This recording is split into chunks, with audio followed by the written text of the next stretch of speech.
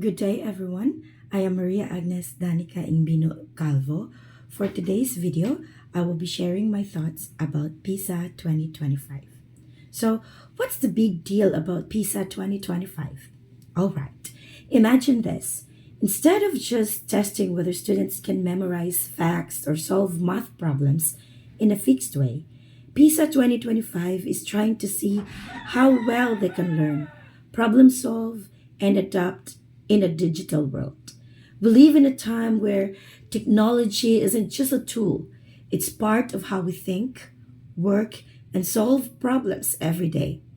Whether it's coding an app, analyzing data, or even just learning something new using online tools. Success today isn't just about how much you know, but how well you learn, adapt, and figure things out using technology. That's what this new assessment is all about. It's asking, can students actually use digital tools to solve real problems?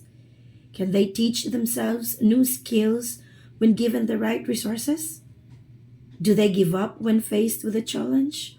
Or do they find ways to push through? Instead of multiple choice tests, students will go through interactive challenges where they have to explore, test ideas, and apply what they've learned. Think of it like a video game.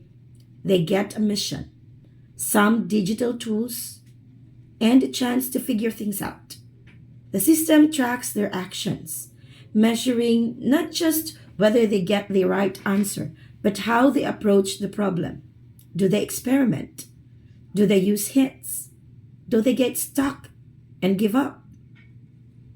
This shift is huge because it finally acknowledges that learning isn't just about getting the right answer, it's about the process.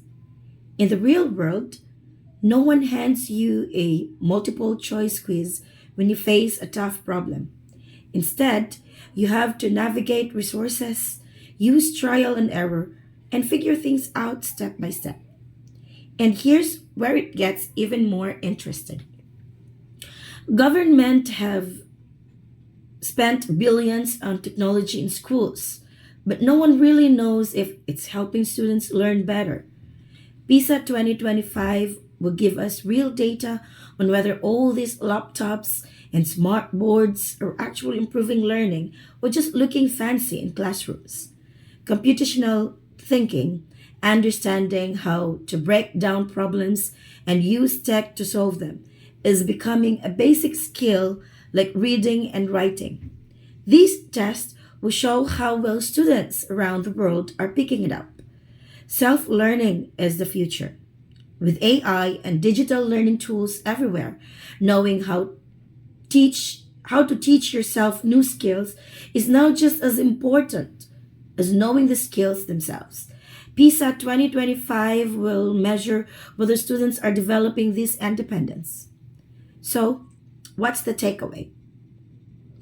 PISA 2025 isn't just another test, it's a major shift in how we think about learning. Instead of just measuring what students already know, it's measuring how well they can learn, how well they can think, and how well they can solve problems in a tech driven world. And that's a way better predictor of success in the future. Well, sounds like a much smarter way to test students, right?